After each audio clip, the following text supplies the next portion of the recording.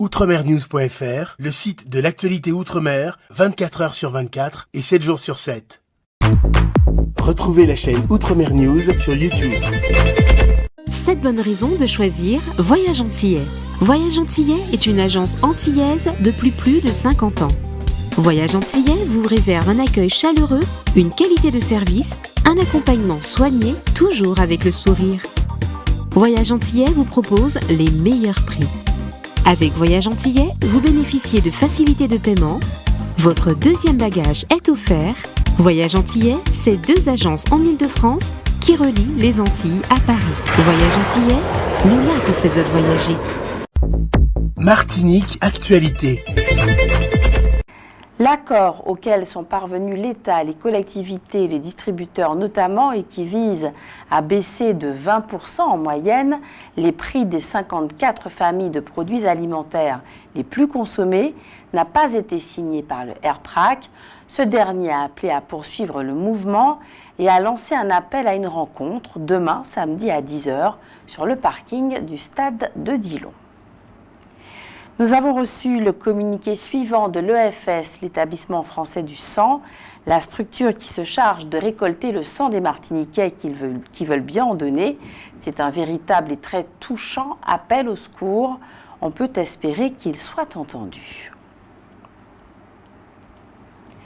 Après plus d'1 mois de mobilisation, un protocole sur la vie chère a donc été signé. Mais certains font remarquer qu'il s'agit d'un protocole d'objectifs et de moyens, c'est-à-dire qu'il n'oblige en rien les signataires, mais rien ne permet de mettre en doute la bonne foi de ceux qui l'ont signé. L'avenir le dira.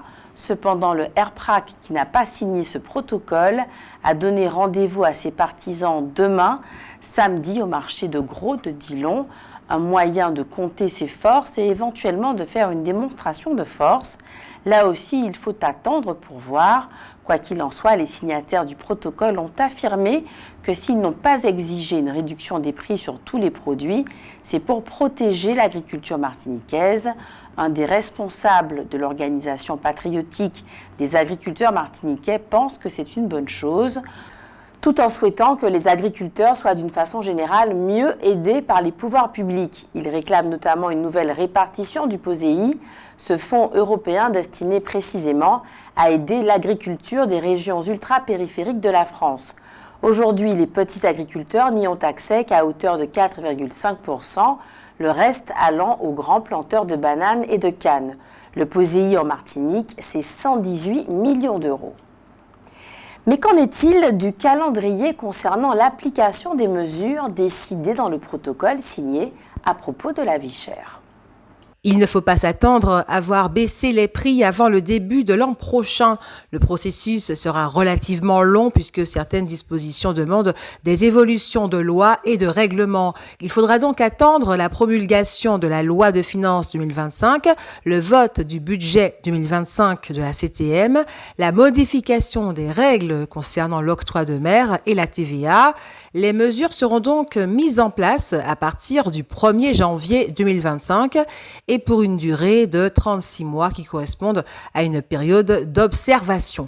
Le protocole prévoit une réunion trimestrielle et un comité de suivi annuel pour veiller à la mise en place concrète des dispositions prises.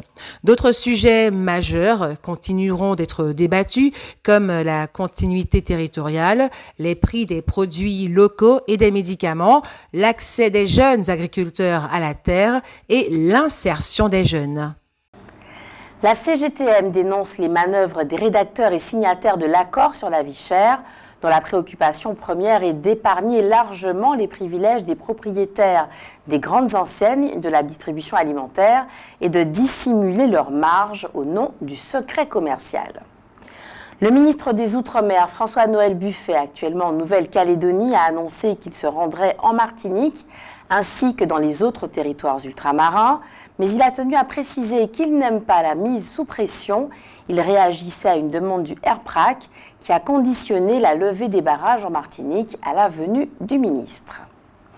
Le couvre-feu mis en place par le préfet jusqu'au 21 octobre prochain provoque un manque à gagner considérable pour un certain nombre de commerces qui fonctionnent essentiellement la nuit. De nombreux restaurants sont également impactés, ainsi que le monde du sport, puisque les compétitions et même souvent les entraînements ont lieu le soir.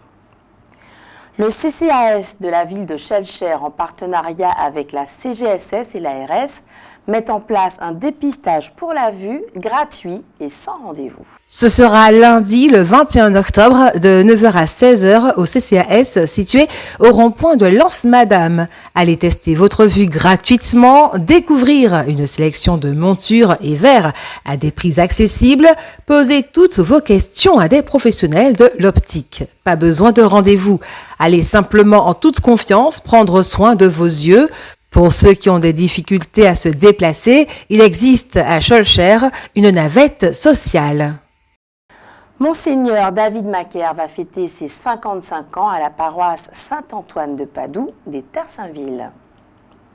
Pour l'occasion, un concert d'Action de grâce sera donné ce dimanche 20 octobre à 15h. Fabrice Di Falco sera l'invité vedette de ce moment de chant et d'action de grâce.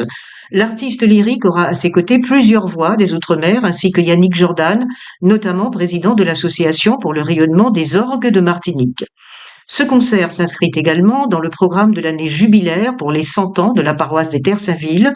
L'entrée est libre et ceux qui le souhaitent pourront participer à la collecte de soutien pour le financement des travaux encore en cours dans et autour de l'église. Dans le cadre de la Semaine du goût qui se déroule du 14 au 20 octobre, l'Alliance de l'élevage martiniquais Madivial invite les Martiniquais à visiter un élevage de poulets fermiers ce dimanche 20 octobre à 9h, quai Croix Jubilé au Gros Morne. À l'issue de cette visite, les participants auront l'opportunité de déguster des produits 100% Martinique. Bonne nouvelle et surtout une belle reconnaissance pour le travail culturel et sociétal accompli par l'organisation martiniquaise pour le développement des arts et de la culture, l'OMDAC, et son président Yves-Marie Séraline.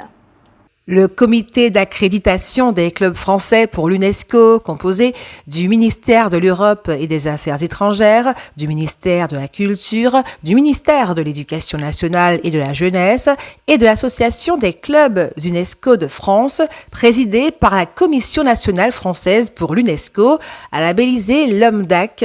Cette association feuillalaise a fêté le 10 octobre 2024 ses 40 ans d'existence. La Martiniquaise Wendy Renard va être la capitaine de l'équipe de France de football féminine qui va jouer prochainement 2 matchs amicaux contre la Jamaïque et la Suisse. Et la judoka martiniquaise Amandine Buchard a sérieusement entamé sa reconversion dans le rugby féminin à 7. Elle espère participer aux JO de Los Angeles en 2028. Dans ces 2 disciplines, elle aura 33 ans. Au dernier JO de Paris, elle a été déçue de n'avoir remporté que la médaille de bronze. Lydia Jardon, pianiste de renom, est en Martinique pour la 8e édition du festival Musicienne en Martinique. Ce festival commence ce vendredi 18 octobre et s'achèvera le dimanche 20 octobre. L'occasion de grands moments de partage et d'harmonie, comme par exemple le rendez-vous de ce soir à 18h, baptisé entre chants traditionnels et bel canto sur bellet et accordéon, qui se déroule à la cathédrale Notre-Dame de l'Assomption à Saint-Pierre. Retenons que demain, samedi 19 à 16h, il y aura un concert piano à 4 mains au domaine du Clair-Levant au François. Pour répondre à la désertification médicale, les doyens des facultés de médecine proposent l'instauration d'un service médical national qui consisterait à faire exercer les jeunes médecins diplômés pendant 1 an dans des zones sous-dotées en praticiens, notamment celles qui les a formés. Cela pourrait se faire sous forme de contrat avec une rémunération incitative. Santé publique, France Antilles relève une forte progression du virus de la dengue en Martinique et surtout en Guadeloupe pour la période du 7 au 13 octobre, une situation jugée préoccupante. Une importante opération judiciaire en Guyane et en France hexagonale a révélé une escroquerie à la sécurité sociale, entraînant un préjudice estimé à plus de 4 millions d'euros. C'est ce qu'a annoncé le parquet de Fort-de-France le 25 septembre dernier.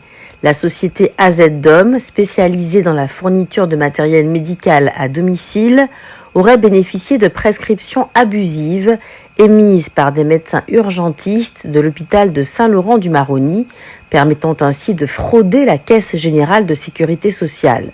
Le responsable de la société, son épouse, plusieurs salariés et des médecins prescripteurs ont été interpellés dans le cadre de cette affaire.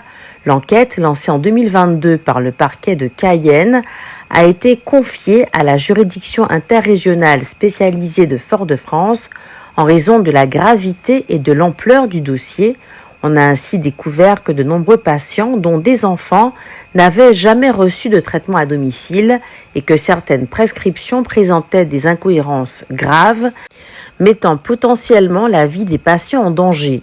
Le responsable de la société AZDOM et son épouse ont été mis en examen pour divers chefs d'accusation, dont exercice illégal de la profession de pharmacien, proposition d'avantages à des professionnels de santé, abus de biens sociaux, escroquerie en bande organisée et blanchiment d'argent. Le médecin prescripteur est quant à lui accusé de mise en danger de la vie d'autrui et de complicité dans l'escroquerie. Les personnes impliquées ont été placées sous contrôle judiciaire, assorties d'interdictions professionnelles notamment. Retrouvez maintenant votre rubrique Votre avis compte. Ce soir, vous avez répondu à la question suivante. Le commerce par Internet, Amazon par exemple, est-il un danger pour les entreprises locales ?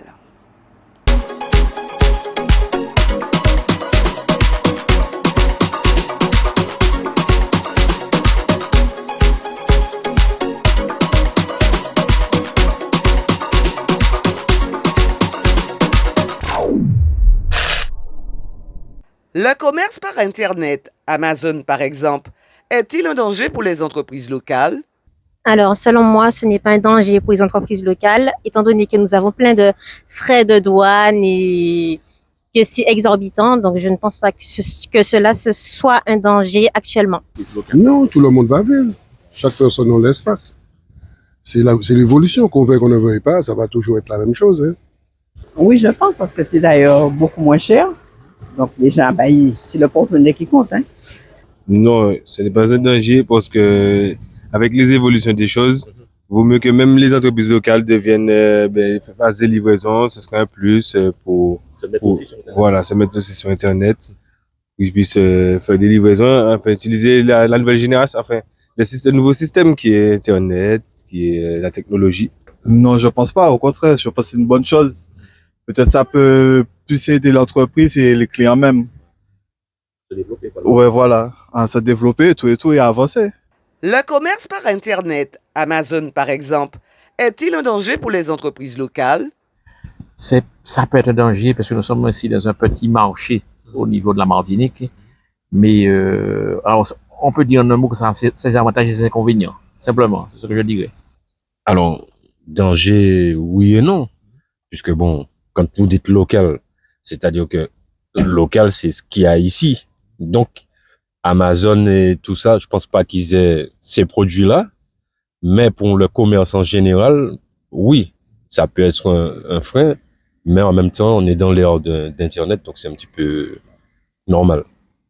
Ah, ça dépend de la manière qu'on l'utilise. Parce que moi, j'ai jamais utilisé, mais je sais pas. Hein. Après, peut-être à l'avenir, c'est une bonne chose aussi, hein, je sais pas. Alors, je vais pas trop. Voilà. Moi, je pense que oui, ça peut être un danger, oui, effectivement. Dans le sens où, par exemple, des produits que que les commerçants locaux vendent peuvent se vendre moins cher sur ce genre de site, quoi. Donc, Outremernews.fr, le site de l'actualité Outre-mer, 24 heures sur 24 et 7 jours sur 7. Retrouvez la chaîne Outremer News sur YouTube.